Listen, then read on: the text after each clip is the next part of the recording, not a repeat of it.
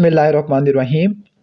Today's topic of discussion is important points of general pathology. आज के इस video के अंदर जनरल पैथोलॉजी के cell injury, inflammation, thromboembolic disorder, genetic disorder और न्यूप्लेजिया के फ्लैश पॉइंट्स को कवर करने वाले हैं और यहाँ से तकरीबन 5 लेकर 10 एमसीक्यू ज़रूर आते हैं। तो इस वीडियो को ज़रा सा भी स्किप ना करना और लास्ट तक देख लेना, क्योंकि इसमें आपका ही फ़ायदा है, मेरा कुछ फ़ायदा नहीं है। और अगर आपको ये PDF चाहिए तो फिर डिस्क्रिप्शन के अंदर लिंक दिया होगा, तो वहाँ से आप इसको डाउनलोड कर सकते हो। तो स्टार्ट करते हैं सेल इंजरी से। तो सबसे पहले पैथोलॉजी की डेफिनेशन लिखी गई है। Pathology study of the disease होती है, more specifically structural, biochemical, functional alteration को देखा जाता है सेल के लेवल, टिश्यू के लेवल और ऑर्गन के लेवल के ऊपर। सेल डेथ के 2 प्रिंसिपल पाथवे होते हैं, वैसे इसके अलावा 3 और होते हैं, लाइक फेरोटोसिस है, पायरोटोसिस होता है, नेक्रोटोसिस होता है, लेकिन मेनली 2 होती है, नेक्रोटोसिस, एपोप्टोसिस। हाइपरट्रॉफी में सेल का साइज बढ़ जाता है, जिसकी वजह से ऑर्गन का साइज बढ़ जाएगा। हाइपरट्रॉफी फिजियोलॉजिक या पैथोलॉजिक भी हो सकती है, फंक्शनल डिमांड की वजह से होती है या हार्मोनल या ग्रोथ फैक्टर के स्टिमुलेशन की वजह से होती है। यूट्रस की प्रेगनेंसी के अंदर जो फिजियोलॉजिकल ग्रोथ होती है वो हार्मोन इंड्यूस्ड हाइपरट्रॉफी को इंडिकेट करती है। वैसे यूट्रस के अंदर हाइपरट्रॉफी और हाइपरप्लेजिया दोनों होता है। लेफ्ट वेंट्रिकुलर हाइपरट्रॉफी भी हाइपरट्रॉफी के अंदर आ जाती है। हाइपरट्रॉफी के अंदर सेलुलर प्रोटीन की प्रोडक्शन ज़्यादा हो सकती है। ट्रॉफिक फैक्टर और मैकेनिकल फैक्टर सबसे इंपॉर्टेंट होते हैं। हाइपरप्लेजिया के अंदर किसी भी ऑर्गन या टिश्यू के अंदर सेल का नंबर बढ़ जाएगा, जिसकी वजह से उस ऑर्गन और टिश्यू का मास बढ़ जाएगा। Hyperplasia growth factor dependent proliferation की वजह से हो सकता है या फिर टिश्यू स्टेम सेल की डिफरेंशिएशन की वजह से हो सकता है, जबकि हाइपरट्रॉफी के अंदर फंक्शनल डिमांड या हार्मोनल ग्रोथ फैक्टर स्टिमुलेशन की वजह से होता था। जो फिजियोलॉजिकल हाइपरप्लेजिया होता है, यानी जो हाइपरप्लेजिया 2 टाइप का होता है, फिजियोलॉजिकल और पैथोलॉजिकल। जो फिजियोलॉजिकल होता है उसको मजीद 2 में डिवाइड कर देते हैं, हार्मोनल और कंपनसेटरी। हार्मोनल किसी भी टिश्यू की फंक्शनल कैपेसिटी को बढ़ा देता है, फॉर एग्जांपल प्रेगनेंसी में यूट्रस की होती है, और कंपनसेटरी हाइपरप्लेजिया के अंदर टिश्यू का मास बढ़ जाता है जब कोई डैमेज और पार्शियल रिसेक्शन होती है, फॉर एग्जांपल लीवर। इसके बाद बारी आती है पैथोलॉजिकल हाइपरप्लेजिया की। पैथोलॉजिकल हाइपरप्लेजिया कुछ ज़्यादा एक्सेस की वजह से होती है, चाहे वो हार्मोन है चाहे वो ग्रोथ फैक्टर है। अगर हार्मोन या ग्रोथ फैक्टर का एक्सेस होगा तो उसकी वजह से पैथोलॉजिकल हाइपरप्लेजिया हो जाएगा। Endometrial hyperplasia abnormal hormone induce hyperplasia होता है। दूसरे एग्जाम्पल के अंदर प्रोस्टेट हाइपरप्लेजिया और थायराइड नोडुलर गाउटर है। एक बात आपने याद रखनी है कि जो हाइपरप्लेजिया है वो कैंसर से डिफरेंट होता है, लेकिन जो पैथोलॉजिकल हाइपरप्लेजिया है वो एक फर्टाइल सोइल को क्रिएट कर देता है। यानी पैथोलॉजिकल हाइपरप्लेजिया और परसिस्टेंट मेटाप्लेजिया, ये दोनों डिस्प्लेजिया करवा देती है। डिस्प्लेजिया की वजह से कार्सिनोमा इंस्टीट्यूट होगा, कार्सिनोमा इंस्टीट्यूट से आगे हम कह सकते हैं कि कार्सिनोमा हो जाएगा। जो एट्रोफी होती है, एट्रोफी में टिश्यू या ऑर्गन का साइज कम हो जाता है, सेल के साइज या नंबर होने कम होने की वजह से। एट्रोफी फिजियोलॉजिकल या पैथोलॉजिकल भी हो सकती है। एट्रोफी के अंदर प्रोटीन की सिंथेसिस कम हो जाती है, प्रोटीन की डिग्रेडेशन ज़्यादा हो जाती है। प्रोटीन की सिंथेसिस क्यों कम होती है? क्योंकि मेटाबॉलिक एक्टिविटी कम हो गई है। और प्रोटीन की डिग्रेडेशन यूबिक्विटिन प्रोटियोसोम सिस्टम और ऑटोफेजी की वजह से होती है। मेटाप्लेजिया रिवर्सिबल चेंज है, जिसमें एक डिफरेंशिएटेड सेल टाइप एपिथेलियल या मेसेनकाइमल दूसरे सेल टाइप से डिफरेंशिएट हो जाता है। टू एज स्वॉर्ड है। टू एज स्वॉर्ड का मतलब क्या होता है कि इसके 2 फायदे होते हैं, नहीं, एक फायदा और एक नुकसान। फायदा ये है कि इससे सेल सर्वाइव कर सकता है, लेकिन अगर स्ट्रेस परसिस्टेंट हो, सिवियर हो, तो डिस्प्लेजिया भी हो सकता है। Most common epithelial metaplasia columnar to squamous होता है। कलमनर टू स्क्वेमस आपको रेस्पिरेटरी ट्रैक के अंदर देखने को मिलता है जब क्रोनिक इरिटेशन होती है। हैबिचुअल सिगरेट स्मोकर के अंदर नॉर्मल सिलिएटेड कलमनर एपिथेलियम जो ट्रैकिया और ब्रोंकाई का होता है वो स्ट्रेटिफाइड स्क्वेमस एपिथेलियम से कन्वर्ट हो जाएगा। मेटाप्लेजिया मेसेनकाइमल भी हो सकता है, एपिथेलियल भी हो सकता है और इंटेस्टिनल भी हो सकता होता है।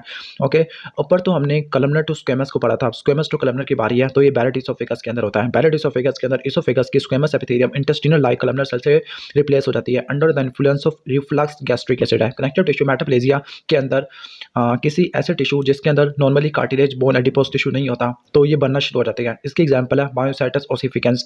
मेटाप्लेजिया के 2 मैकेनिज्म होते हैं, या तो स्टेम सेल की रिप्रोग्रामिंग होती है, ओके, या फिर जो मेसेनकाइमल सेल्स होती है कनेक्टिव टिश्यू के अंदर, उनकी अनडिफरेंशिएशन होती है और कुछ नया सेल बना देते हैं। तो ये इसके 2 बेसिक मैकेनिज्म होते हैं।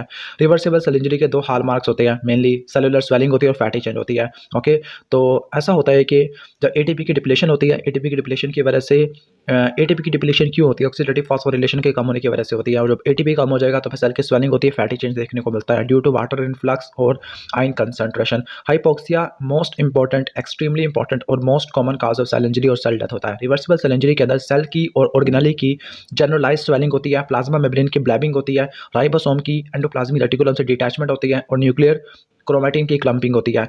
एटीपी की डिप्लेशन की वजह से सीवियर माइटोकॉन्ड्रियल डैमेज हो सकता है। ओके, ठीक हो गया। और अगर एटीपी की ज़्यादा डिप्लेशन होती है तो फिर नेक्रोसिस होती है, जिसको रिवर्सिबल सेल डेथ कहते हैं। इसमें लाइसोसोमल और प्लाज्मा मेम्ब्रेन डैमेज हो जाती है। रिवर्सिबल सेल इंजरी के 2 बेसिक फीचर जो कि लाइट माइक्रोस्कोप पे नजर आते हैं वो सेलुलर स्वेलिंग और फैटी चेंज होती है। सेलुलर स्वेलिंग तमाम रिवर्सिबल सेल इंजरी की फर्स्ट मैनिफेस्टेशन होती है।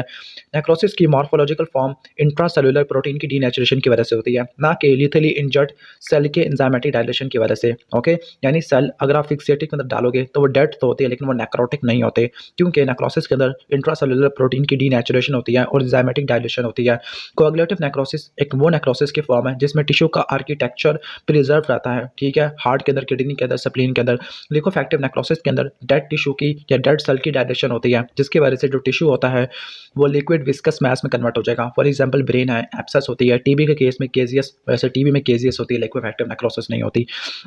केजियस नेक्रोसिस में जो ट्यूबरकुलस इन्फेक्शन के अंदर बनती है, इसमें चीज़ लाइक कंसिस्टेंसी होती है। Fat necrosis focal area of fat destruction होती है, या तो पैनक्रियाटिक लाइपेज के रिलीज होने की वजह से या फिर mechanical trauma to the breast, इसकी वजह से भी फैट नेक्रोसिस हो सकती है, ठीक है।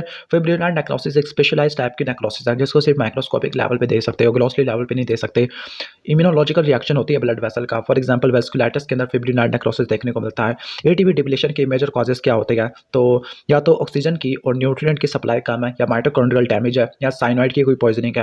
माइटोकॉन्ड्रियल डैमेज होने की वजह से high conductance chloride channel, sorry chloride नहीं, high conductance channel mitochondrial membrane के अंदर क्रिएट होना शुरू हो जाती है। उस हाई कंडक्टेंस चैनल को बोलते हैं माइटोकॉन्ड्रियल परमिएबिलिटी ट्रांजिशन पोर।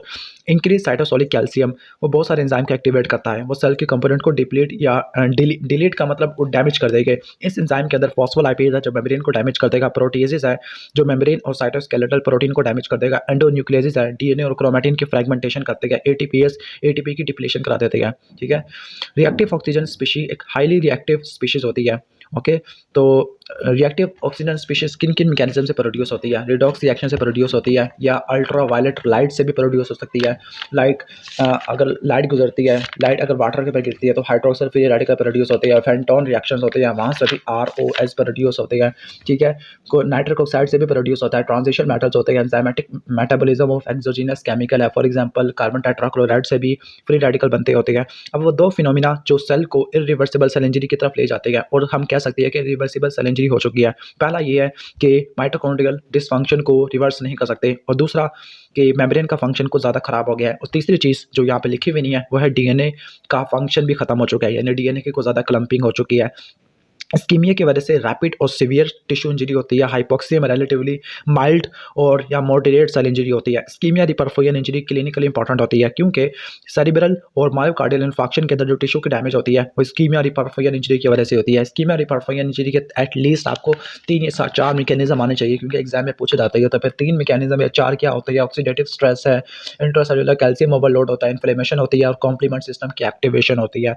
तो ये आ जाएगा इस्कीमिक रिपरफोरियन इंजरी के अंदर।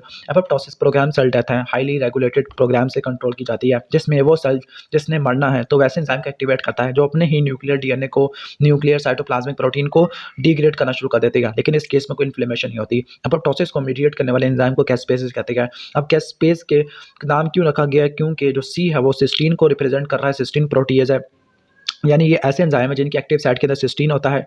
और एएस पे इजी क्यों रखा हुआ है, क्योंकि एएस का क्या मतलब होता है, एएससी का क्या मतलब होता है, ये एंजाइम की नोमेनक्लेचर होता है, जबकि एस्पेस रिप्रेजेंट करता है कि ये अस्पार्टिक एसिड के बाद ये एंजाइम को क्लेव करना शुरू कर देते हैं, ओके, यानी उस जगह को क्लेव करते हैं जो कि अस्पार्टिक एसिड के साथ लगी हुई होती है।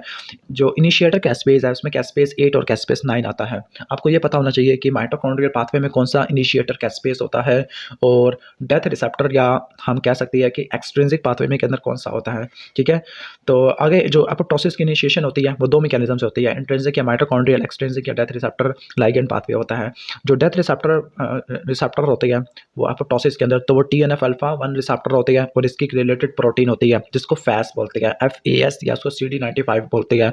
एग्जीक्यूशनर कैस्पेस जिन्होंने आगे सेलुलर कैस्केड को एक्टिवेट करना है, तो उसमें कैस्पेस 3 और कैस्पेस 6 आते हैं। क्लासिकल एपोप्टोसिस की एग्जांपल या इसको फिजियोलॉजिकल भी कह सकते हैं, तो एम्ब्रियोजेनेसिस होती है, मेंस्ट्रुअल साइकिल है, वायरल हेपेटाइटिस है।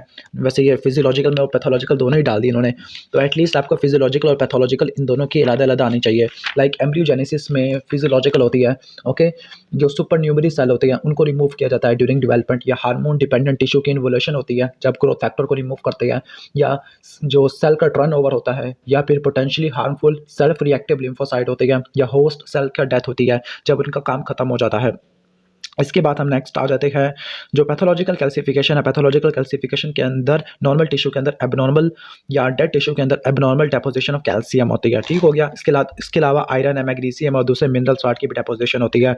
जब डेपोजिशन किसी डेड टिश्यू के ऊपर और लोकली होता है उसको डिस्ट्रॉफी कहते हैं, लेकिन अगर सिस्टमिक लेवल के ऊपर हो, सीरम कैल्शियम लेवल ज़्यादा होता है, तब इस केस को हम मेटास्टैटिक कैल्सिफिकेशन कहते हैं। हाइपर कैल्सीमिया की वजह से होता है। और अगर कोई आपसे पूछे कि उस हाइपर कैल्सीमिया के क्या 3 से लेकर 4 मैकेनिज्म होते हैं, तो एटलीस्ट इनके नाम आने चाहिए।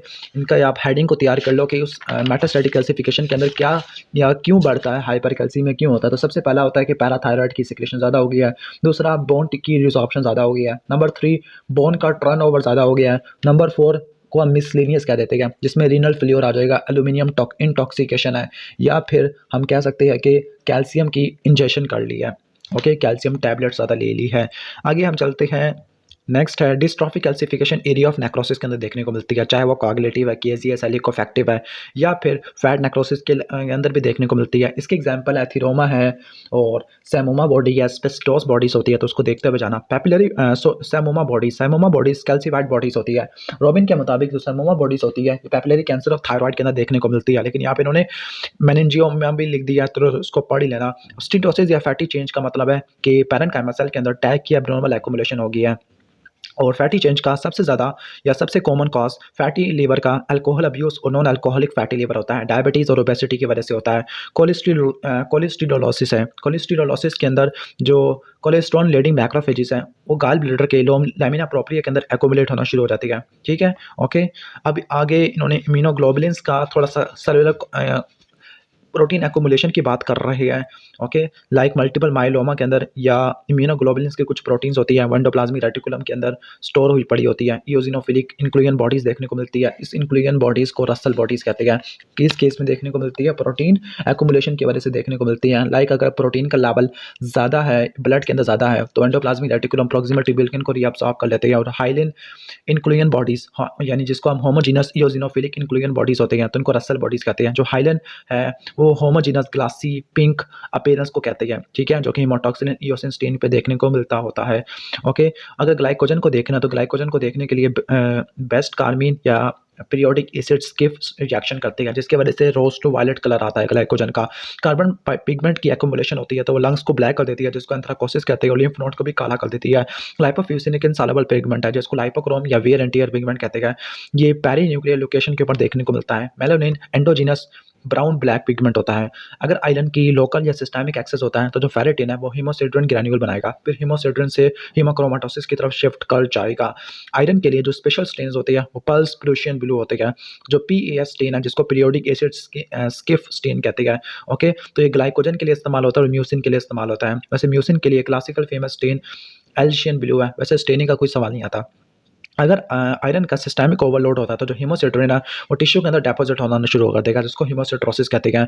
लेकिन अगर मजीद आयरन को हीमोसिड्रिन की फॉर्म में स्टोर नहीं कर सकते, तो फिर इस केस को जब जिसमें आयरन की एक्युमुलेशन होना शुरू हो जाती है लीवर के अंदर, हार्ट के ऊपर, पैनक्रियाटिक टिश्यू के ऊपर, उनको नुकसान पहुंचा देगा, तो इसको बोलते हैं हम हीमोक्रोमेटोसिस। हीमोक्रोमेटोसिस की वजह से लीवर फिब्रोसिस हो सकती है, टाइप 1 डायबिटीज़ भी हो सकती है, और हार्ट फेलियर भी हो सकता होता है। ओके, इसके बाद चलते हैं हार्ट के ऊपर। तो हार्ट के ऊपर इंट्रासेल्युलर डेपोजिट होते हैं फैट के। ओके, तो वो येलो ट्रांजिशन क्रिएट कर देते हैं, तो इनको ट्रिगर्ड इफेक्ट कहते हैं। वैसे ये वाली चीज़ हमारी किताब के अंदर लिखी हुई नहीं है, तो आप इसको छोड़ देना। इसके बाद नेक्स्ट चलते हैं इन्फ्लेमेशन की तरफ। इन्फ्लेमेशन एक कॉम्प्लेक्स रिएक्शन होता है टिश्यू के अंदर, ठीक है, जिसमें ब्लड वेसल का या वेस्कुलर रिस्पॉन्स और सेलुलर रिस्पॉन्स होता है। नॉर्मली प्रोटेक्टिव होता है।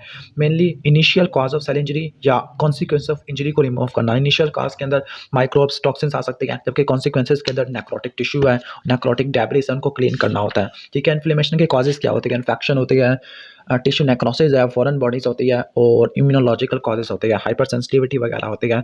ओके, जो इन्फ्लेमेशन होती है एक्यूट भी हो सकती है, क्रॉनिक भी हो सकती है, डिपेंडिंग अपॉन स्टिमुलस क्या है। जो एक्यूट होती है इसका ऑनसेट फास्ट होता है, मिनट्स और आवर्स तक होता है। सेलुलर इन्फिल्ट्रेशन मेनली न्यूट्रोफिल की होती है। टिश्यू इंजरी और फिब्रोसिस माइल्ड और सेल्फ लिमिटेड होती है। लोकल और systemic sign relatively more prominent होते हैं।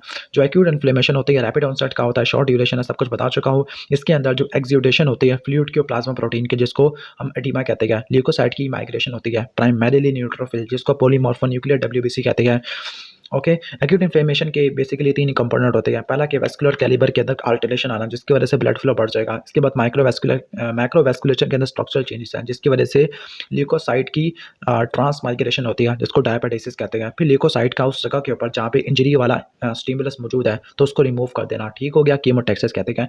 एक्सुडेट एक एक्स्ट्रा वेस्कुलर फ्लूइड होता है, जिसके प्रोटीन की कंसंट्रेशन काफ़ी ज़्यादा होती है, सेलुलर डेब्रिस भी ज़्यादा होता है, हाई स्पेसिफिक ग्रेविटी होती है। ट्रांसयूडेट ऐसा फ्लूइड होता है जिसके प्रोटीन कंटेंट कम होता है, मोस्टली प्रोटीन के अंदर एल्ब्यूमिन होता है, और जो सेलुलर डेब्रिस है वो कम से कम है, स्पेसिफिक ग्रेविटी भी कम होती है। प्लस एक पुरुलेंट एक्सुडेट होता है, ऐसा इन्फ्लेमेटरी एक्सुडेट इन्फ्लेमेशन में बना है जिसमें न्यूट्रोफिल का, स्पेसिफिकली एक्यूट के अंदर न्यूट्रोफिल का नंबर ज़्यादा होता है। ओके, ल्यूकोसाइट के अलावा डेड टिश्यू, सेलुलर डेब्रिस और माइक्रोब्स भी हो सकते हैं। एक्यूट इन्फ्लेमेशन का अर्लीस्ट मैनिफेस्टेशन वेजोडाइलेशन होती है। सबसे पहले जब कोई ब्लड वेसल को नुकसान पहुंचेगा तो आर्ट्रियोल की वेजो कंस्ट्रक्शन होती है, ट्रांजिएंट वेजो कंस्ट्रक्शन होती है, फिर वेजोडाइलेशन होती है। वेजोडाइलेशन के बाद फ़ौरन इंक्रीज परमिएबिलिटी हो जाती है, परमिएबिलिटी ज़्यादा हो सकती है। ओके, तो डायलेशन होने के बाद क्या होता है, डायलेशन के बाद परमिएबिलिटी बढ़ जाती है, और परमिएबिलिटी होने के बाद अब प्लाज्मा तो मोस्टली निकल चुका है, तो जो स्लोली मूविंग आरबीसीज होती है, इस कंडीशन को बोलती है स्टेसिस, और स्टेसिस की वजह से वेस्कुलर कंजेशन देखने को मिलती है, क्योंकि काफ़ी सारा ब्लड तो निकल चुका है, तो आरबीसी की कंसंट्रेशन होना शुरू हो जाती है, ब्लड की विस्कोसिटी बढ़ जाती है, जिसकी वजह से इनगॉर्जमेंट ऑफ ब्लड वेसल देखने को मिलती होती है। इसके बाद नेक्स्ट आ जाती है एंडोथेलियल सेल की कॉन्ट्रैक्शन होती है, तो उसकी वजह से इंटर एंडोथेलियल स्पेसेस बढ़ना शुरू हो जाती है। फाइनली उसकी वजह से वैस्कुलर लीकेज हो जाएगा। नेक्स्ट मार्जिनेशन होती है, फिर रॉलिंग होती है, फिर एंडोथेलियम की तरफ एडियन होती है। जो एडियन होती है ल्यूकोसाइट के एंडोथेलियम के ऊपर, तो वो कॉम्प्लीमेंट्री मॉलिक्यूल के जरिए होती है, और इन कॉम्प्लीमेंट्री मॉलिक्यूल की एक्सप्रेशन, चाहे इनके रिसेप्टर है चाहे इनके लाइगेंड है, उसके एक्सप्रेशन को बढ़ाने वाले साइटोकाइन होते हैं। इनिशियल रोलिंग इंटरेक्शन के अंदर कुछ फैमिली ऑफ प्रोटीन होती है, लाइक सिलेक्टिन्स होती है, तो इनिशियल रोलिंग होती है सिलेक्टिन की वजह से। ओके, और इसके अलावा हम कह सकते हैं कि जो एंटेग्रिन की एक्टिवेशन होती है वो कीमोकाइन से होती है, फिर जो इंटेग्रिन्स होते हैं वो स्टेबल एडिशन करते हैं, और जो ट्रांस माइग्रेशन होती है या डायबिटीज होती है वो CD31 या PCAM1 की वजह से होती है। अब सिलेक्टिन 3 टाइप के होते हैं, एक ल्यूकोसाइट के ऊपर एल सिलेक्टिन होता है, एंडोथेलियम के ऊपर ई सिलेक्टिन होता है, प्लेटलेट और एंडोथेलियम के ऊपर पी सिलेक्टिन होता है। जो फर्म एडियन होती है हेटेरोडाइमेरिक ल्यूकोसाइट सरफेस प्रोटीन से होती है, जिसको इंटेग्रिन कहते हैं। ओके, तो इंटेग्रिन के अंदर VLA और LFA1, इसको अच्छे तरीके से याद कर लेना, ये MCQ में आ सकता होता है। अब जो इम्यूनोग्लोबुलिन एडियन मॉलिक्यूल्स भी होते हैं, ठीक है, उसके अंदर वी कैम, पी कैम और आई कैम है। अब कैम का क्या मतलब है, सेल एडियन मॉलिक्यूल्स होते हैं, इंटर सेलुलर एडियन मॉलिक्यूल्स होते हैं, लेकिन जो पी कैम 1 है वो ट्रांस माइग्रेशन कराता है, जिसको डायबिटीज कहते हैं। अब डायबिटीज भी हो गई है, अब ल्यूकोसाइट ने उस जगह पर जहाँ पे कुछ स्टिमुलस है तो उसने रिकरेंटमेंट करनी है, यानी ट्रांस माइग्रेशन डायबिटीज के बाद उसने कीमोटैक्सिस से मूव करते हुए उस पार्टिकुलर साइट ऑफ इंजरी की तरफ जाना है। कीमोटैक्सिस को बोलते हैं locomotion oriented along a chemical gradient. अब जो कीमोट्रैक्टेंट होते हैं वो एंडोजीनस भी होती है, एक्सोजीनस भी होती है। जो एंडोजीनस कीमोट्रैक्टेंट होते हैं उसमें साइटोकाइंस होती है, मेनली कीमोकाइंस होती है, और कीमोकाइन भी आगे आपने पढ़ना है कि कितनी कैटेगरी की होती है, 4 कैटेगरी की होती है। कुछ कीमोकाइन CX3C, XC का क्या मतलब होता है, C का मतलब होता है सिस्टीन। अभी इनके कोई नोमेनक्लेचर होता है, तो एक होता है CX3C। ओके, CX3C के अंदर एक ही एग्जांपल आती है, उसका नाम है फ्रैक्टैलकिन। फिर आता है सी कीमोकाइन, सी कीमोकाइन के अंदर लिम्फोटैक्टिन आती है। फिर CC कीमोकाइन है, तो CC कीमोकाइन के अंदर MCP1 है, ओके, CCl2 है, CCl3 है, जबकि CCl1 CXC के अंदर आता होता है। ओके सॉरी, तो साइटोकाइंस यानी कीमोकाइंस हो गया। इसके अलावा कुछ कॉम्प्लीमेंट के भी कंपोनेंट आ जाते हैं, लाइक C5 या रैकिडोनिक एसिड मेटाबोलाइट में ल्यूकोट्राइन B4 है, तो ये एंडोजीनस कीमोट्रैक्टेंट है। एक्सोजीनस कीमोट्रैक्टेंट के अंदर बैक्टीरियल प्रोडक्ट हो सकती है, लाइक कुछ हम कह सकते हैं कि जो एंडोटॉक्सिन्स होते हैं, टैकोइक एसिड होता है, तो ये बैक्टीरियल प्रोडक्ट होती है। ओके, ठीक हो गया। एक्यूट इन्फ्लेमेशन के अंदर जो न्यूट्रोफिल होती है वो डोमिनेट करते हैं, यानी 6 से लेकर 24 घंटे के अंदर न्यूट्रोफिल होती है, लेकिन 24 से लेकर 48 घंटे में मोनोसाइट से वो रिप्लेस हो जाते होते हैं। तो MCQ में देख लेना कि अगर इससे ज़्यादा अगर टाइम ड्यूरेशन आ जाए तो मोनोसाइट मैक्रोफेजेस आना शुरू हो जाते हैं। Toll like receptor different types of micro को रिकॉग्नाइज करते हैं, और तकरीबन 10 mammalian toll like receptor identify कर चुके होते हैं। ओके, अब ऑप्सोनाइजेशन को बढ़ाने वाली जो एजेंट्स होते हैं उनको ऑप्सोनिन कहते हैं, और ऑप्सोनाइजेशन का मतलब है किसी माइक्रोब को कोट कर लेना और इसकी डायलेशन को या फेगोसाइटोसिस को, इंजेक्शन को फैसिलिटेट कर देना। C3b और IgG के जो FC फ्रैगमेंट होती है, इसके अलावा जो IgM होती है वो भी आगे ऑप्सोनाइजेशन कर सकती होती है, तो वो ऑप्सोनिन होती है। फाइनली इसके अलावा भी कुछ और होती है, फॉर एग्जाम्पल कोलेक्टिन्स है, वो भी ऑप्सोनिन होती है। Interferon gamma major macrophage activating cytokine है, यानी ये वो साइटोकाइन होता है जो मैक्रोफेजेस को एक्टिवेट कर देता होता है। ओके, अब सवाल ये है कि जो जो इंटरफेरॉन गैमा होता है ये कहाँ से प्रोड्यूस होता है, फिर मैक्रोफेज आगे इन रिटर्न क्या प्रोड्यूस करता है। तो इस साइटोकाइन्स वाला टेबल आप अच्छे तरीके से तैयार करके जाना। जो इंटरफेरॉन गैमा होता है ये टी लिम्फोसाइट और नेचुरल किलर से प्रोड्यूस करते हैं, जिसका मेन फंक्शन है मैक्रोफेज को एक्टिवेट करना। और इन रिटर्न मैक्रोफेज बहुत सारे इंटरल्यूकिन्स को प्रोड्यूस करते हैं, लाइक टीएनएफ को प्रोड्यूस करते हैं, इंटरल्यूकिन 1 इंटरल्यूकिन 6 है, कीमोकाइंस भी प्रोड्यूस करते होते हैं। ठीक है, इसके बाद चलते हैं तो फेगोसाइटोसिस है। फेगोसाइटोसिस के अंदर 3 सीक्वेंशियल स्टेप होती है। सबसे पहले रिकॉग्निशन होती है, उस पार्टिकल की अटैचमेंट होती है, फिर इंगल्फमेंट होती है और फिर उसकी डिग्रेडेशन होती है। जो माइक्रोबियल किलिंग होती है वो मेनली रिएक्टिव ऑक्सीजन स्पीशीज से होती है। ठीक है, और रिएक्टिव नाइट्रोजन स्पीशीज से भी हो सकती है, उसमें भी नाइट्रिक ऑक्साइड आता है। जो hydrogen peroxide, myeloperoxidase, halide system most efficient bactericidal system है न्यूट्रोफिल के अंदर। जो हाइड्रोजन पेरोक्साइड है हाइड्रोक्सिल फ्री रेडिकल के अंदर कन्वर्ट हो जाएगा, जो सबसे ज़्यादा डिस्ट्रक्टिव एजेंट होता है, हाइड्रोजन पेरोक्साइड से भी ज़्यादा होता है। चिडारी Chediak Higashi syndrome autosomal recessive condition है, जिसके अंदर फेगोसोम और लाइसोसोम की फ्यूजन नहीं हो पाती, जिसकी वजह से इन्फेक्शन होने के चांसेस काफ़ी ज़्यादा होना शुरू हो जाते हैं। और फाइनली मेलानोसाइट की एब्नॉर्मैलिटीज़ होती है, एल्बिनिज्म होगा, नर्वस सिस्टम के सेल की एब्नॉर्मैलिटीज़ होती है, नर्व डिफेक्ट होती है, और प्लेटलेट की एब्नॉर्मैलिटीज़ होती है, उसकी वजह से ब्लीडिंग डिसऑर्डर्स होते हैं। लेकिन मेनली आपने जो इम्यूनो की हद तक जो आपने पढ़ना है वो फेगोसोम और लाइसोसोम यानी आउट ऑफ फेगोलाइसोसोम की फॉर्मेशन नहीं हो पाती। नेक्स्ट चलते हैं chronic granulomatous disease inherited defect की वजह से होती है, स्पेसिफिकली फेगोसाइट ऑक्सीडेज या मेम्ब्रेन ऑक्सीडेज, इसके जो जीन्स होते हैं उनमें म्यूटेशन आ जाती है। अब ये फेगोसाइट ऑक्सीडेज ये वो एंजाइम है जो एनएडीपीएच को यूज करता है, ऑक्सीजन को प्रोड्यूस करता है।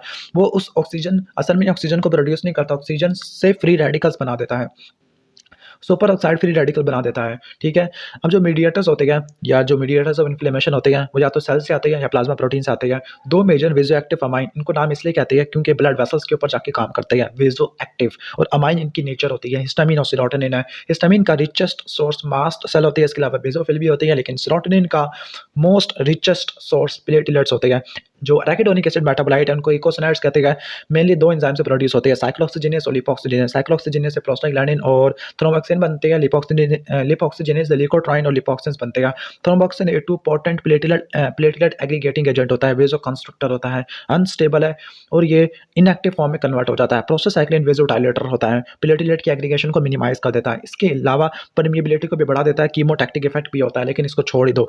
जो प्रोस्टाग्लैंडिन D2 है ये मेजर प्रोस्टाग्लैंडिन है जो कि मास्ट सेल से प्रोड्यूस होता है। लिपोऑक्सीजिनेस पाथवे से लिकोट्राइन बनते हैं। C4D4E4 तो slow reacting substance of anaphylaxis है। लिकोट्राइन B4 कीमोटैक्सिस कराता है। जो सिस्टिनाइल कंटेनिंग लिकोट्राइन है जिनको slow reacting substance of anaphylaxis कहते हैं। लिकोट्राइन D4E4 C4 तो ये वेजो कंस्ट्रक्शन कराते हैं, ब्रोंकोस्पैज्म करवा देते हैं और वेस्कुलर परमिएबिलिटी को बढ़ा देते हैं, जिसकी वजह से एडीमा हो जाएगा। लिपोक्सिन्स एराकिडोनिक एसिड से प्रोड्यूस होते हैं लिपोक्सीजिनेस पाथवे से, लेकिन ये एंटी इन्फ्लेमेटरी होती है। ठीक है, साइक्लोऑक्सीजिनेस इनहिबिटर के अंदर एस्पिरिन आती है और एंडोमेथासिन आ जाती है। Platelet activating factor phospholipid derivative होता है। ओके, तो इसको इस तरह से डिस्कवर किया जाता है क्योंकि प्लेटलेट की एग्रीगेशन कराता है, जब इसको प्लेटलेट एक्टिवेटिंग फैक्टर कह दिया है। नाइट्रिक ऑक्साइड एक एंडोथेलियल डिराइव्ड रिलैक्सिंग फैक्टर है, वेजोडाइलेशन कराता है। ठीक है, और इसके पास माइक्रोबाइसिडल प्रॉपर्टी भी होती है। इसको बनाने वाला जो एंजाइम है उसको बोलते हैं nitric oxide synthase.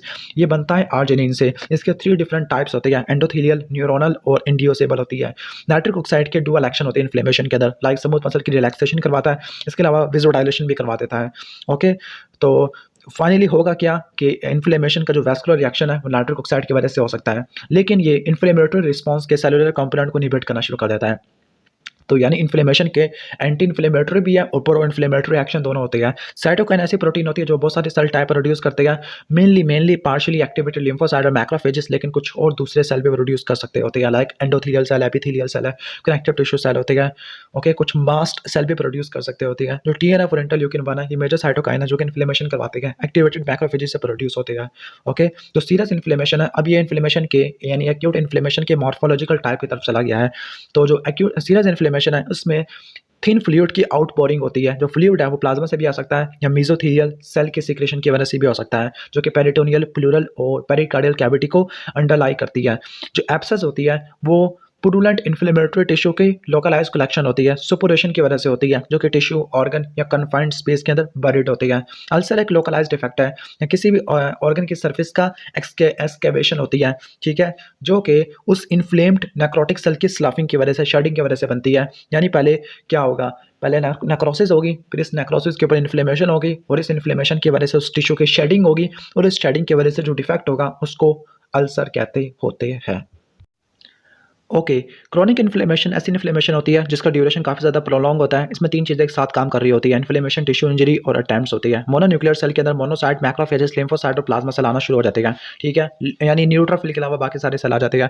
Macrophage reticulo endothelial system का इंपॉर्टेंट पार्ट होती है, कनेक्टिव टिश्यू के अंदर या किसी पार्टिकुलर ऑर्गन के अंदर मौजूद होती है। फॉर एग्जाम्पल लीवर के अंदर कुफर सेल होती है, स्प्लीन और लिम्फ नोड के ऊपर साइनस हिस्टियोसाइट होती है, लंग्स के ऊपर एल्वियोलर मैक्रोफेजेस होती है, सीएनएस के अंदर माइक्रोग्लिया होती है। जब मोनोसाइट एक्स्ट्रावेस्कुलर टिश्यू में पहुंचती है तो उनकी ट्रांसफॉर्मेशन होती है इनटू मैक्रोफेजेस। कीमोकाइन लाइक इंटरल्यूकिन 8 होता है, वो न्यूट्रोफिल के लिए स्पेसिफिक होता है, फ्रैक्टैल्किन ल्यूकोसाइट के लिए होता है, इयोटैक्सिन इयोसिनोफिल के लिए होता है, एमसीपी4 मोनोसाइट होता है और एमआईपी मैक्रोफेजेस के लिए होता है। तो इनको अच्छे तरीके से तैयार कर लेना। ओके, अगर आपको याद करने में बड़ा मुश्किल हो रही है तो आप एक बात पे फोकस करना कि न्यूट्रोफिल के स्पेलिंग पे फोकस करो। तो NERE, तो इंटरल्यूकिन 8 किसके लिए होता है? न्यूट्रोफिल के लिए होता है। वैसे इयोटैक्सिन नाम से लग रहा है कि ये इयोसिनोफिल के लिए है। फ्रैक्टैल्किन है तो ये भी कुछ लग रहा है कि जो फ्रुक्टोज होती है वो लिम्फोसाइट के अंदर काफ़ी ज़्यादा होती है, पता नहीं क्यों होती है। तो फ्रैक्टैल्किन लिम्फोसाइट के लिए होता है और MCP और MIP ये नाम से लग रहा है कि मोनोसाइट मैक्रोफेजेस के लिए स्पेसिफिक है, लाइक मोनोसाइट्स, यानी M से मोनो और साइट से C आ जाएगा। बाकी आगे चलते हैं। ग्रानुलोमेटस इन्फ्लेमेशन क्रोनिक इन्फ्लेमेशन की डिस्टिंक्टिव फॉर्म होती है। इन्फेक्शन के अंदर टीबी के अंदर देखने को मिलती है। टीबी ग्रानुलोमेटस डिजीज का प्रोटोटाइप होता है, लेकिन सार्कोइडोसिस के अंदर, कैट स्क्रैच डिजीज के अंदर लिम्फोग्रानुलोमा इंग्वानेली है, लेप्रोसी है, ब्रुसेलोसिस है, साइफिलस है, माइकोटिक इन्फेक्शन है, बेरिलियोसिस है, इरिटेंट लिपिड है और कुछ ऑटोइम्यून डिसऑर्डर के अंदर भी ट्यूबरकुलोसिस देखने को मिलती है। ग्रानुलोमा एक क्रोनिक इन्फ्लेमेशन का फोकस होता है जिसके अंदर माइक्रोस्कोपिक एग्रीगेशन होती है मैक्रोफेजेस की। वो जो मैक्रोफेज की एग्रीगेशन होती है वो मैक्रोफेज एपिथेलियोइड सेल बनाते हैं और इसके अलावा एपिथेलियोइड के अलावा वो macrophage multinucleated giant cell भी बनाना शुरू कर देते हैं। ओके, तो एक एपिथेलियोइड सेल होते हैं, उनको सराउंड करने वाला मोनोन्यूक्लियर लिंकोसाइट है, स्पेसिफिकली लिम्फोसाइट और प्लाज्मा सेल सराउंड करते हैं। लैंगरहैंस या लैंगहैंस जायंट सेल ट्यूबरकुलोसिस में देखने को मिलती है। तो दूसरे जायंट सेल होते हैं, एटलीस्ट उनके नाम आना चाहिए, लाइक फॉरेन बॉडी टाइप होते हैं, ट्यूटोन जायंट सेल ज़ैंथोमा के अंदर होते हैं, हर्पीस वायरल जायंट सेल है, वार्थिन फिंकल्डी जायंट सेल है जो मीजल्स में देखने को मिलती है। इसके बाद देख लेते हैं ग्रैनुलोमा की टाइप्स को। ग्रैनुलोमा 2 टाइप का होता है, इम्यून और नॉन इम्यून। जो इम्यून ग्रैनुलोमा है इसकी मेजर जो प्रोटोटाइप होती है वो ट्यूबरकुलस इन्फेक्शन की वजह से होती है। इसके अंदर जो ग्रैनुलोमा होता है उसको ट्यूबरकल कहते हैं। सेंटर में केजियस नेक्रोसिस होता है। इंटरल्यूकिन 12 और इंटरल्यूकिन 12 और इंटरफेरॉन गामा ग्रैनुलोमा की फॉर्मेशन के अंदर आ जाती होती है। नेक्स्ट है न्यूप्लेजिया। न्यूप्लेजिया का मतलब है न्यू ग्रोथ और न्यू ग्रोथ को बोलते हैं न्यूप्लाज्म, ठीक है। ओके, ट्यूमर है, ट्यूमर को उस वक्त बिनाइन कहेंगे जब इसके माइक्रोस्कोपिक और ग्रॉस फीचर को हम इनोसेंट कहते हैं, मतलब वो लोकलाइज्ड होता है, स्प्रेड नहीं करता और उसको सर्जिकली रिमूव कर सकते हैं। मैलिग्नेंट के अंदर जो लीगेंस होती है वो सराउंडिंग टिश्यू को डैमेज करना शुरू कर देती है, मेटास्टेसिस होती है और सर्जिकल क्योर रिलेटिवली डिफिकल्ट होता है। अब चाहे जो मर्जी ट्यूमर हो, बिनाइन हो मैलिग्नेंट हो, उनके पास 2 बेसिक कंपोनेंट होते हैं। पहला क्लोनल न्यूप्लास्टिक सेल होते हैं जो कि पैरेन्काइमा बनाते हैं, उसके अलावा रिएक्टिव स्ट्रोमा होता है जो कि कनेक्टिव टिश्यू, ब्लड वेसल और मैक्रोफेजेस और लिम्फोसाइट के ऊपर मुश्तमिल होता है। कुछ ट्यूमर के अंदर जो स्ट्रोमल सपोर्ट होती है वो ना होने के बराबर होती है और इस केस में जो न्यूप्लाज्म होता है सॉफ्ट और फ्लशी होता है, जबकि दूसरे केसेस के अंदर जो पैरेन्काइमा सेल होते हैं वो कोलाजिनस स्ट्रोमा की फॉर्मेशन को बढ़ा देते हैं, उसको डेस्मोप्लेजिया कहते हैं। बिनाइन एपिथेलियल न्यूप्लेजिया के अंदर या ट्यूमर के अंदर papilloma, adenoma, cystic adenoma, papillary cystadenoma आ जाएगा। बिनाइन मेसेनकाइमल ट्यूमर के अंदर कॉन्ट्रोमा, ओस्टियोमा, फाइब्रोमा और लाइपोमा आ जाएगा। मैलिग्नेंट ट्यूमर जो कि मेसेनकाइमल टिश्यू में आते हैं तो उनको सार्कोमा कहते हैं। ओके, अब ग्रीक में सार्कोमा को फ्लैशी कहते हैं। ओके, क्योंकि जो इनके पास मैलिग्नेंट ट्यूमर के पास स्पेसिफिकली मेसेनकाइमल टिश्यू के अंदर उनके पास relatively little connective tissue stroma होता है, ठीक है। एग्जांपल आती है fibrosarcoma, chondrosarcoma, leiomyosarcoma, rhabdomyosarcoma. Carcinoma malignant tumour होती है, एपिथेलियल से डिराइव्ड होती है, for example squamous cell carcinoma वगैरह। तो स्क्वेमस सेल कार्सिनोमा होते हैं ऐसे कैंसर को इंडिकेट करते हैं जिसमें tumour cell stratified squamous epithelium को रिजेंबल तो करते हैं। रेटिनोकार्सिनोमा के अंदर जो neoplastic squamous cell epithelial cell है वो ग्लैंडुलर पैटर्न के अंदर ग्रो करती है। अब डाइवर्जेंट डिफरेंशिएशन होती है सिंगल न्यूप्लास्टिक क्लोन की, तो वो 2 लीनिएज क्रिएट कर देती है, तो उसको मिक्स ट्यूमर कहते हैं। मिक्स ट्यूमर सलाइवरी ग्लैंड के अंदर देखने को मिलता है जिसको पिलियोमॉर्फिक एडिनोमा कहते हैं। टेराटोमा के अंदर ऐसे ट्यूमर्स होते हैं जो एक से ज़्यादा जर्म लेयर से आते हैं, फॉर एग्जांपल मोस्टली ये बिनाइन होते हैं लेकिन कुछ मैलिग्नेंट भी हो सकते हैं, लाइक ओवरी का ट्यूमर होता है जिसको डर्माटोसिस कहते हैं। और अगर किसी भी ट्यूमर के सारे कंपोनेंट वेल डिफरेंशिएटेड हो तब इसको हम बिनाइन या मैच्योर टेराटोमा कहते हैं, लेकिन अगर लेस वेल डिफरेंशिएटेड हो तब इसको हम मैलिग्नेंट टेराटोमा कहते हैं, ठीक है। हेमाटोमा डिसऑर्गेनाइज्ड लेकिन बिनाइन ट्यूमर का मैसेज होता है, किसी पार्टिकुलर साइट के ऊपर लोकलाइज होता है। कोरिस्टोमा एक हेटेरोटॉपिक रेस्ट ऑफ सेल होता है, फॉर एग्जांपल पेनक्रियाटिक टिश्यू का स्टोमक के, डुओडेनम के और स्मॉल इंटेस्टाइन के म्यूकोसा के अंदर होना। डिफरेंशिएशन उस प्रोसेस को कहते हैं या वो एक्सटेंट जिसके जरिए या जितना वो कोई ट्यूमर सेल अपने कोरिस्पॉन्डिंग पैरेंट सेल को रिजेंबल करता है बोथ मॉर्फोलॉजिकली और फंक्शनली।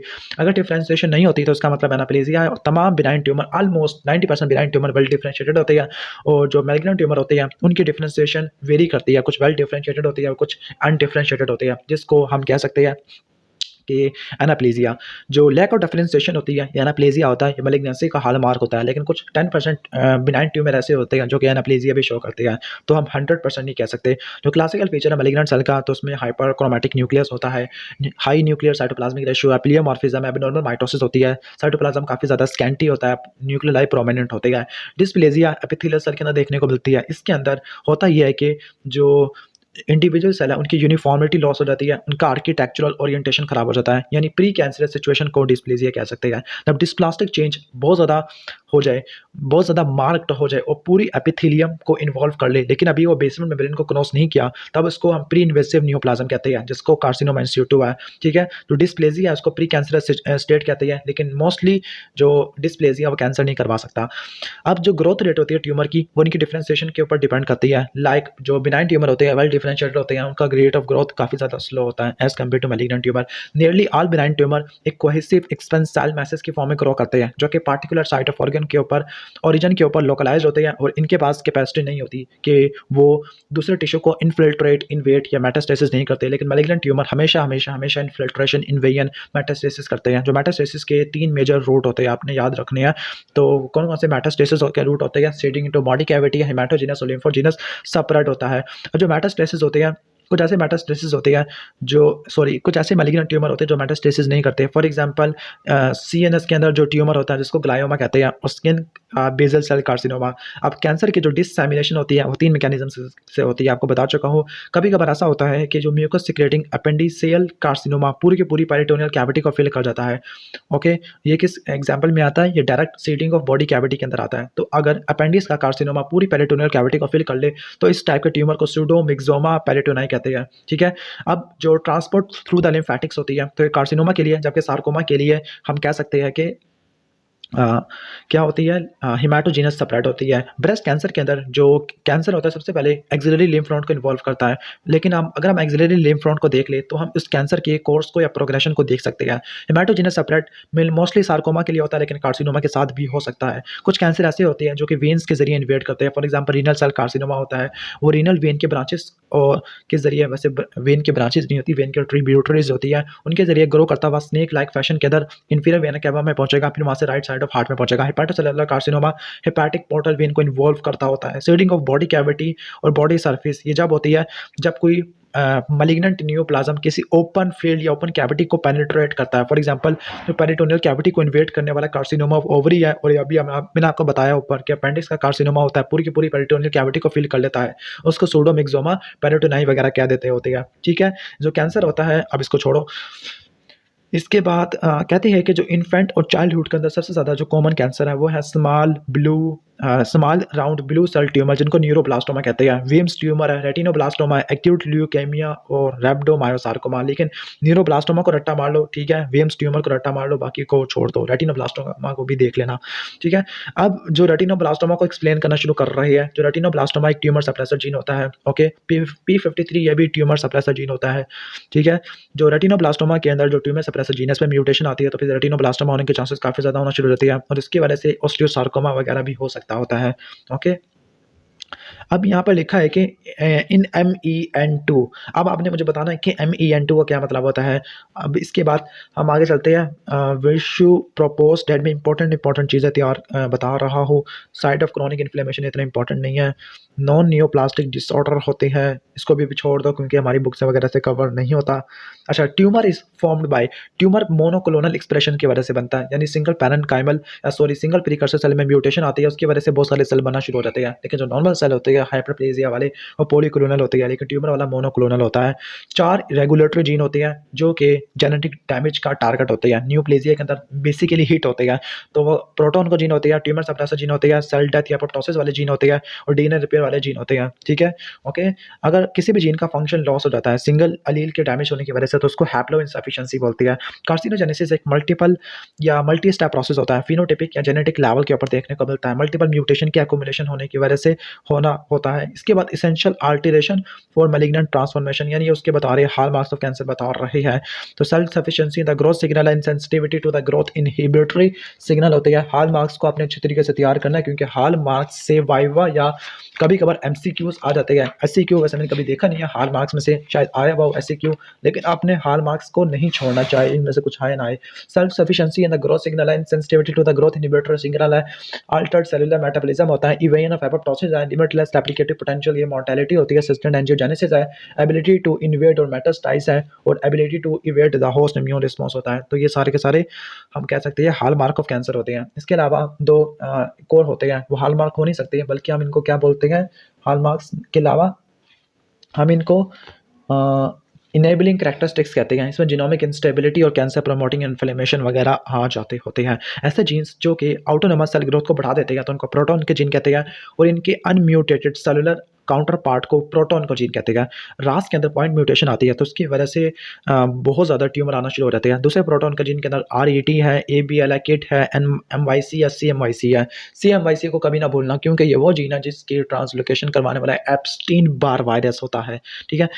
तो इसके बाद चलते हैं कि जो रास होता है, जो रास है ग्वानोसिन ट्राइफॉस्फेट बाइंडिंग प्रोटीन वाली फैमिली से बिलोंग करता है। BCR ABL की जो फ्यूजन होती है क्रोनिक माइलाइट ल्यूकेमिया में देखने को मिलती है। ABL BCR जीन की फ्यूजन है। इसके अलावा जो किट है, किट लग रहा है कि GIT से रिलेटेड है, जैसे KIT GIT, ओके, तो उसके अंदर GIT का ट्यूमर आ जाएगा। जो मेजर ऑन्को जीन है, एंटी ऑन्को जीन है, जिनको ट्यूमर सप्रेसर जीन कहते हैं, उसमें रेटिनोब्लास्टोमा P53 है, APC है, बरका है और WT1 होती है। ठीक हो गया, ओके। तो यहाँ पे 2 हिट हाइपोथेसिस बताया गया था रेटिनोब्लास्टोमा के अंदर। फॉर एग्जांपल 2 म्यूटेशन या हिट्स होती है जो रेटिनोब्लास्टोमा के दोनों अलील को इन्वॉल्व करती है, और इसका जो अलील होता है क्रोमोसोम नंबर 13q14 के ऊपर पड़ा हुआ होता है, तो रेटिनोब्लास्टोमा होता है। ठीक हो गया, ओके। अब P53 की जो म्यूटेशन होती है, याद करना कि रेटिनोब्लास्टोमा P53 इन दोनों को टारगेट करने वाला ह्यूमन पैपिलोमा वायरस होता है, ठीक है। P53 ऐसे जीन्स को कंट्रोल करता है जो कि DNA का रिपेयर कराते हैं, सेल साइकिल की अरेस्ट करवाते हैं, एपोप्टोसिस करवा देते हैं, ठीक है, सेल की प्रोग्रेशन वगैरह को कंट्रोल करते होते हैं। मैलिग्नेंट ट्यूमर के दो बायोलॉजिकल हॉलमार्क है, इन्वेजन और मेटास्टेसिस। इसके अलावा एनाप्लेजिया भी कह सकते हैं। बहुत सारे एपिथेलियल ट्यूमर है लाइक एडिनोकार्सिनोमा ऑफ कोलोन और ब्रेस्ट होते हैं, वहाँ पर ई कैडरिन की एक्सप्रेशन काफ़ी ज़्यादा कम हो जाती है। ERBB2 एम्प्लीफिकेशन ब्रेस्ट कैंसर में देखने को मिलती है, ओके।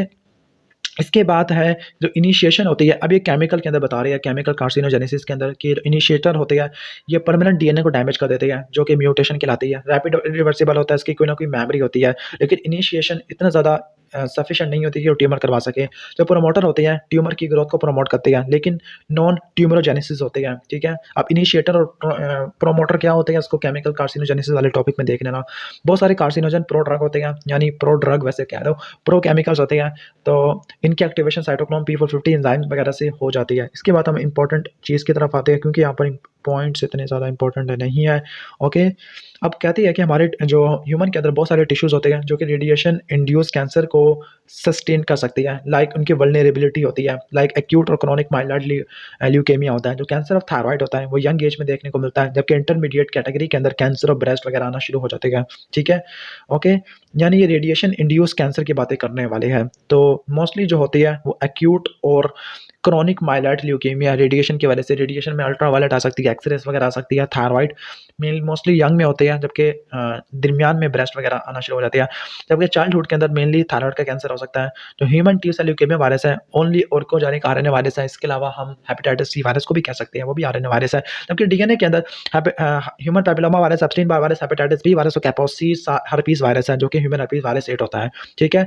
अब जो ह्यूमन पैपिलोमा वायरस है 16 और 18 है, ये आगे कैंसर करवाती है, like squamous cell carcinoma of cervix and the anogenital region. Epstein Barr virus की वजह से हॉजकिन लिम्फोमा होता है, बारकेट लिम्फोमा होता है, नीजोफरेंजियल कार्सिनोमा होता है, ठीक है। कभी कभार कुछ गैस्ट्रिक कार्सिनोमा भी हो सकते हैं। हेपेटाइटिस C वायरस की वजह से एडिनो लंग्स का कैंसर हो सकता है, लंग्स के कैंसर को एडिनो कार्सिनोमा कह सकते हैं, ओके।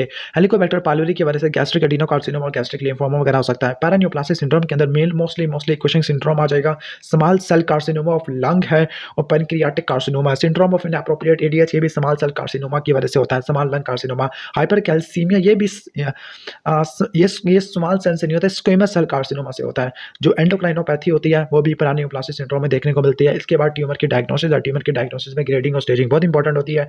जो ग्रेडिंग होती है वो डिफरेंशिएशन के ऊपर डिपेंड करती है। इसके अलावा नंबर ऑफ माइटोसिस और आर्किटेक्चरल फीचर्स के ऊपर डिपेंड करती है। जो स्टेजिंग है वो 3 चीज़ों पर डिपेंड करती है, साइज ऑफ प्राइमरी लीजन है, उसका एक्सटेंट ऑफ सेपरेट किया लिम्फ नोड की तरफ, और तीसरा प्रेजेंस और absence of blood borne metastasis है। जो मेजर स्टेजिंग सिस्टम होती है तो वो टी का नाम है, T for primary tumour, N for regional lymph node और एम फॉर मेटास्टेसिस है। Fine needle aspiration of tumour है, इसके अंदर सेल्स को एस्पायरेट करती है, फिर यानी फ्लूइड को एस्पायरेशन करने के बाद साइटोलॉजिकल एग्जामिनेशन होती है। मोस्टली जो रेडिली पाल्पेबल लीजन साइट होती है, फॉर एग्जांपल ब्रेस्ट का ट्यूमर है, थायराइड का ट्यूमर है, लिम्फ नोड से ट्यूमर को लेते हैं, तो इसी टेक्निक के जरिए हम उसको असिस्ट करते हैं। फ्लो साइटोमेट्री ट्यूमर की आइडेंटिफिकेशन या क्लासिफिकेशन के लिए रिक्वायर होती है, स्पेसिफिकली ऐसे ट्यूमर जो कि टी और बी लिम्फोसाइट से डिराइव्ड है या मोनोन्यूक्लियर फेगोसाइट से डिराइव्ड होते हैं। ट्यूमर मार्कर बहुत इंपॉर्टेंट है, लाइक CA-125 ओवरी के अंदर आता है। सी कार्सिनो एम्ब्रियोनिक एंटीजन, ये किस में आता है, ये कोलोन के कैंसर में आता है, पैनक्रियाटिक कैंसर में आता है, इसके अलावा लंग्स के कैंसर में आता है। जबकि जो PSA है ये प्रोस्टेट के कैंसर के अंदर अल्फा फीटोप्रोटीन हिमाटोमा के अंदर आ जाती है, लीवर के अंदर। इसके अलावा जो अल्फा फीटोप्रोटीन होती है वो एक और कैंसर में भी आती है जिसको नॉन सेमिनोमेटस हम कह सकते हैं कि non seminomatous germ cell tumour है। Non seminomatous germ cell tumour के अंदर HCG का लेवल भी बढ़ जाता है। ठीक हो गया, ओके। तो CA-125 ओवेरियन में होती है, CA-19.9 colon cancer, pancreatic cancer वगैरह में आ जाती है। जबकि हम कह सकते हैं कि जो CA-15.3 है वो ब्रेस्ट कैंसर में आती होती है। जो मेजर इम्यूनोस्टेन्स होती है, लाइक कार्सिनोमा के लिए साइटोकैरेटिन होती है, विमेंटिन सार्कोमा के लिए होती है, यानी कार्सिनोमा के लिए साइटोकैरेटिन होती है, सार्कोमा के लिए विमेंटिन होती है। इसके अलावा LCA है, ठीक है। LCA के लिए कौन सी होती है, लिम्फोमास होती है, ओके। लिक्विड कैंसर्स वगैरह होती है। जो S100 होती है ये किसके लिए स्पेसिफिक होती है, यूनिवरल ट्यूमर्स वगैरह के लिए होती है। तो साइटोकैरेटिन, विमेंटिन, LCA और S100 को अच्छे तरीके से पढ़ लेना, ओके। इसके बाद जनरल 200 पॉइंट्स है। मैं आगे देख रहा हूँ इसके बाद और क्या है इस PDF के अंदर, क्योंकि ये वाले जनरल के हम 200 पॉइंट्स 2000 कह रहा हूँ 200 पॉइंट्स कवर कर चुके थे। इसके बाद है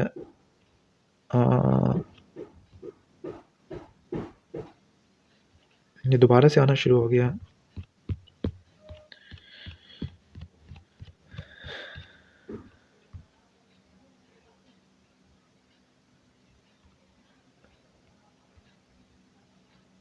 आगे आई थिंक माइक्रो के स्टार्ट हो गया, तो उनको हम सेपरेट वीडियो से कवर करेंगे। तो अगर आपको वीडियो अच्छी लगी है तो वीडियो को लाइक कर देना, चैनल पर नए हो तो सब्सक्राइब कर देना।